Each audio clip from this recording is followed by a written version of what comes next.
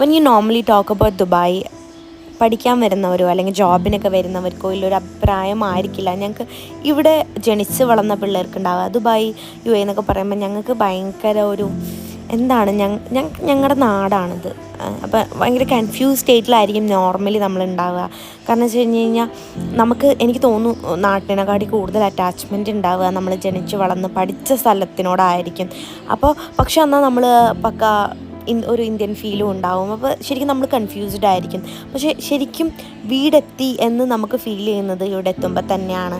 അപ്പോൾ എവിടെയൊക്കെ നമ്മൾ പോയി പഠിച്ചാലും, ഇപ്പോൾ എന്നെ സംബന്ധിച്ചോളം ഞാൻ കേരളത്തിലാണ് പഠിച്ചിട്ടുണ്ടായിരുന്നത്, ബട്ട് നമ്മളിവിടെ തിരിച്ച് വന്ന് ഇങ്ങോട്ട് വരുമ്പോഴാണ് നമുക്ക് ആ ഒരു ഫീല്, ആ ഒരു നമുക്കൊരു കാം ഫീലില്ലേ നമ്മുടെ നാട്ടിൽ തിരിച്ചെത്തി.